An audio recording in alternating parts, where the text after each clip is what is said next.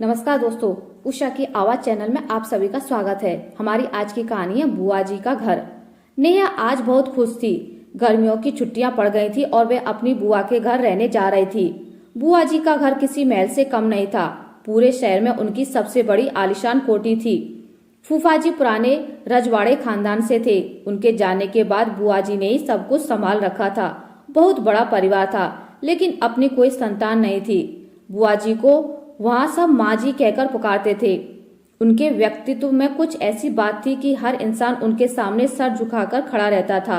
पैसे का जरा भी घमंड नहीं था, लेकिन अनुशासन की पक्की थी। ऊपर से जितनी कठोर थी, अंदर से उनका हृदय उतना ही कोमल था। नेहा अपने पिताजी के साथ बुआ जी के घर पहुंची। वो पहले भी कई बार आ चुकी थी, लेकिन इस बार रहने का मौका मिला था। वहां पहुंचते ही पिताजी ने अपनी बड़ी बहन के पांव छुए, उनसे बातचीत की। तभी बुआ जी ने कहा, नेहा तू कितनी बड़ी हो गई, इधर आ मेरे पास। नेहा उनके पास पहुंच गई। उनके चेहरे पे इतना तेज था कि नेहा उन्हें एकटक देख रही थी। पिताजी नेहा को छोड़कर चले जाते हैं। बुआ जी नेहा को उसका कमरा दिखाती हैं। अपनी नौकरानी को नेहा के लिए सारी बातें समझाती हैं। शाम के समय बुआ जी नेहा से कहती हैं, बेटा मैं अपनी एक सहेली से मिलने जा रही हूँ, तू चल, तुझे भी घुमा लाती हूँ। नेहा फटाफट तैयार हो गई। बाहर निकले तो पता लगा कि अपनी गाड़ी से नहीं, रिक्शे से जाएंगे, क्योंकि उस भीड़ भाड़ वाली जगह पर गाड़ी खड़ी करने की जगह नहीं है। बुआ जी ने रिक्शा रुकवाया और रिक्शे वाले से बोली, छोटे बाजार में धर्मशाला के पास जाना है, 30 रुपए दूंगी। रिक्शे वाला बोला, वहां तो बहुत भीड़ रहती है, बहुत देर जाम में खड़े रहना पड़ता है, 50 से कम नहीं लूंगा। यह सुनकर बुआ जी एकदम गुस्से में बोली, तुम लोगों ने लूट मचा रखी है, 40 से 1 रुपया ज्यादा नहीं दूंगी। और रास्ते से मुझे मिठाई लेनी है, पहले से बोल रही हूँ, बाद में चिक चिक मत करियो। रिक्शे वाला बुआ जी को मना नहीं कर पाया और बुआ जी के साथ नेहा भी रिक्शे में बैठ गई। दोनों अपनी मंजिल की ओर चल दी। आगे जाने पर एक बड़ी सी मिठाई की दुकान के पास उन्होंने रिक्शा रुकवा दिया।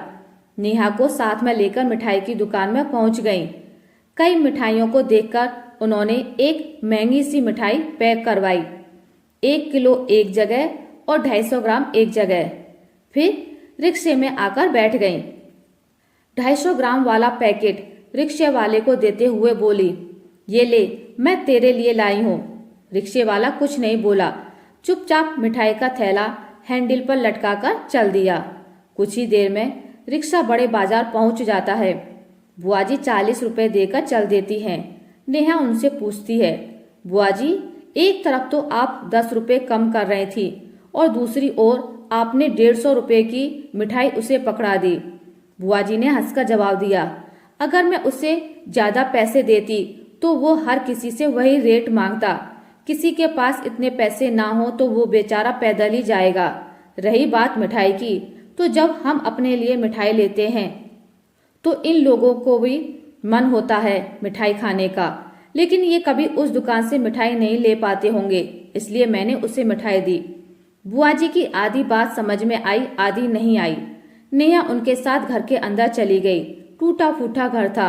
आंगन में एक टूटी हुई सी चारपाई पड़ी थी।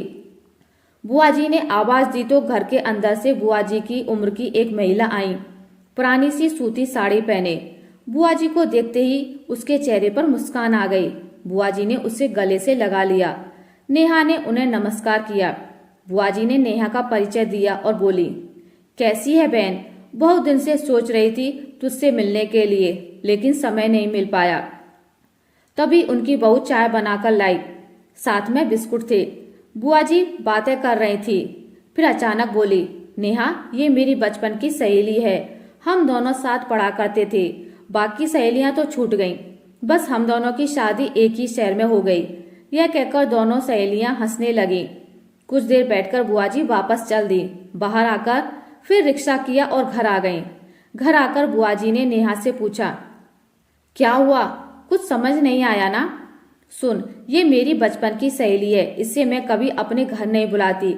यहाँ सब ठाट बाट देखेगी तो कल मुझसे बात करने में, मुझसे मिलने में उसे झिझक लगेगी। मैं हम दोनों के बीच में पैसा नहीं आने देती, तू भी हमेशा ऐसी ही रहना। कितनी भी बड़ी बन जाए, लेकिन अपने पुराने लोगों को कभी घमंड मत दिखाना। नेहा बुआ जी से बहुत प्रभावित हुई। इतना सब कुछ होते हुए भी घर में इतने नौकर चाकर, 3 बड़ी गाड़ियां, इतना बड़ा परिवार, महल जैसी कोठी, लेकिन कितनी सादा, कितनी सरल थी बुआ जी।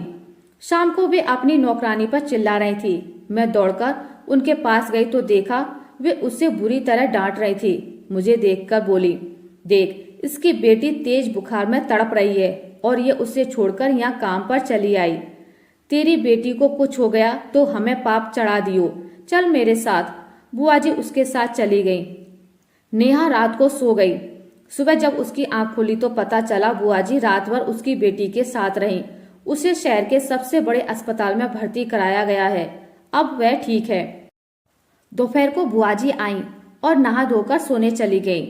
दूसरों के लिए इतना प्यार, इतनी हमदर्दी भरी थी बुआ जी में। तभी सब चुपचाप उनकी डांट सुन लेते थे। वो एक माँ की तरह सबको डांटती थी।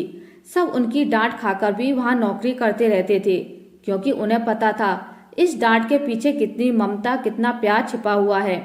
नेहा 1 महीने तक बुआ जी के घर रही। 1 महीने बाद पिताजी उसे लेने आए। बुआ जी ने ढेरों उपहार नेहा को दिए। जाते समय नेहा ने बुआ जी से कहा, बुआ जी, इस 1 महीने ने मेरी जिंदगी बदल दी। यहाँ आने से पहले मैं छोटे बड़े में फर्क करती थी, लेकिन आपको देखकर मुझे पता चला कि मैं और मेरे जैसे कितने लोग अपने घमंड में रहते हैं। मैं वादा तो नहीं करती, लेकिन आपके जैसा बनने की कोशिश करूंगी। यह सुनकर बुआ जी बहुत खुश हुई और बोली, मुझे बहुत खुश हुई। अगली बार आएगी तो मुझे बताना तूने जो मुझसे सीखा उसे कैसे अपने जीवन में उतारा। नेहा अपने घर वापस आ गई। इस 1 महीने में उसका जीवन बदल चुका था। आशा करती हूँ आपको मेरी आज की कहानी अच्छी लगी होगी। अगर आपको मेरी कहानी अच्छी लगी है तो इसे लाइक करें, ज़्यादा से ज़्यादा शेयर करें, और अगर आप मेरे चैनल पर नए हैं तो इसे सब्सक्राइब करना ना भूलें। मिलते हैं एक नई कहानी के साथ, तब तक के लिए नमस्कार।